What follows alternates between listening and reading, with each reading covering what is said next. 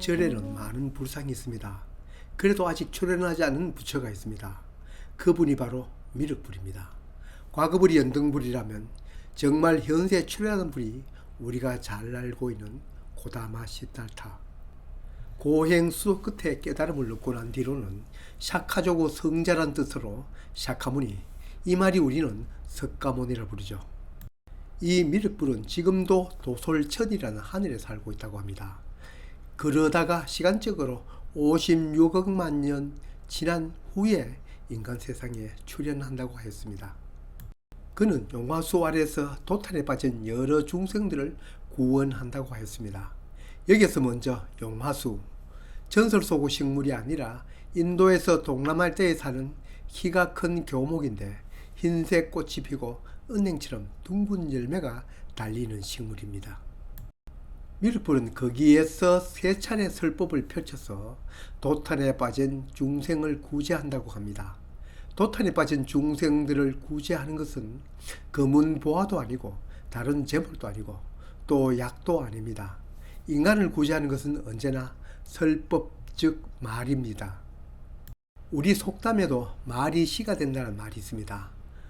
말이 그 원인이고 출발점이 된다는 뜻입니다.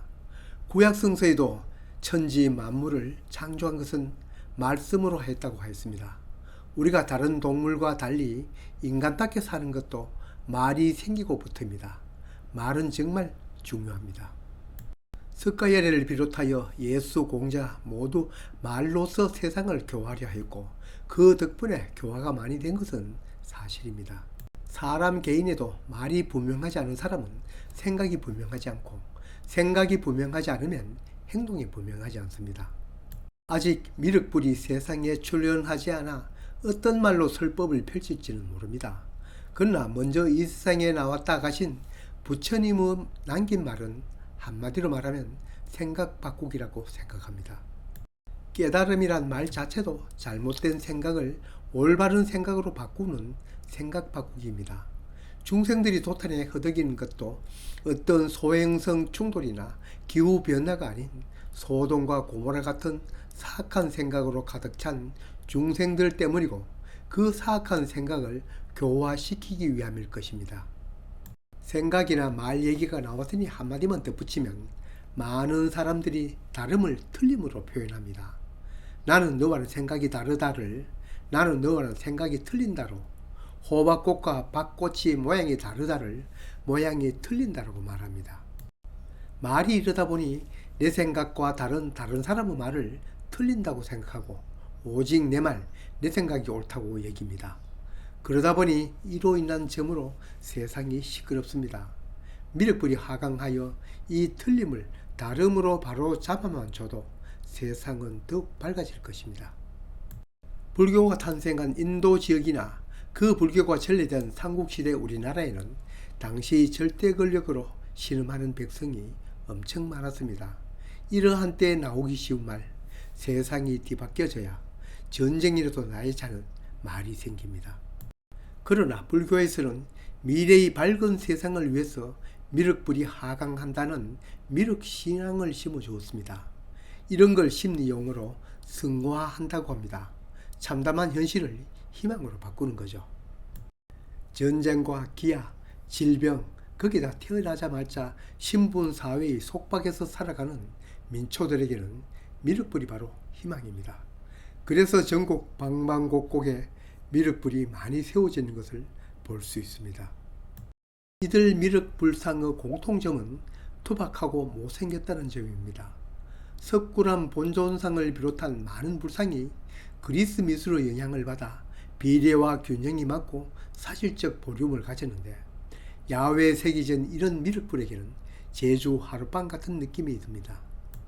꼭 예술적 가치를 따지면 그렇지만 미래의 밝은 세상 도래를 생각하며 한 조각 한 조각 새긴 그 정성은 오히려 더할 것입니다. 어쩌면 외형적으로도 투박한 그 아름다움이 더 친근한 느낌을 주는 것도 사실입니다. 이러한 미륵신앙을 정치적으로 이용하는 경우도 많습니다. 역사적 사실로 드러난 경우도 많습니다. 우리가 잘 아는 후고구려 궁예도 자신이 미륵불이라고 하였고 그 외 고려 말이나 조선에서도 미륵불을 사칭한 사람들은 많았습니다. 이런 점은 중국도 마찬가지였습니다. 아래로는 백성의 미륵신앙이 커지고 위로는 지도자의 이를 이용하는 마음이 강해지니 당연히 이때 조성되는 미륵불은 다른 불상에 의해 커지기 마련입니다.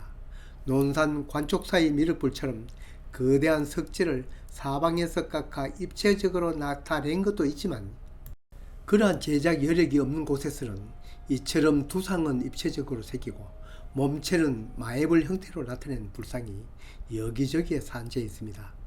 공통적인 것은 앞에서도 얘기한 신체적 비례나 균형은 맞지 않지만 위엄있고 인자한 모습을 하고 있습니다. 미륵불은 꼭 야외 노천에만 있는 것은 아닙니다. 절에서의 미륵불은 절 이름이나 정각 이름에서도 찾을 수 있습니다. 미륵사, 미륵전, 용화사, 용화전이 바로 미륵불을 모시는 절이요 정각입니다. 우리 주위의 여러 불상 중 미륵불을 찾을 수 있는 방법은 이 영상에서도 언급하였지만 비례도 맞지 않고 볼륨도 토속적인 석조 불상은 미륵불이다 라고 단정하여도 7, 8할은 맞을 것입니다. 미륵불상도 다른 불상처럼 손동작 즉 수인으로 구별합니다. 미륵불 중에는 석가모니불처럼 시무외인 여원인을 하고 있는 경우도 있고 용화수에서 3번의 설법을 펼친다고 하였으니 설법 모양도 있습니다.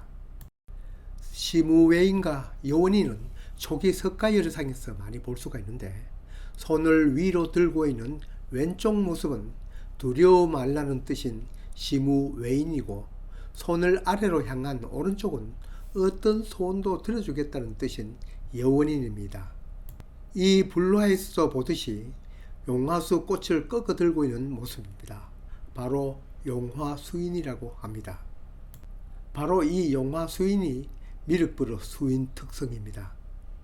미륵불이 아닌 문수보살도 꽃 하나를 들고 있는데 이건 용화수 가지가 아니고 푸른 연꽃 즉 청년화입니다.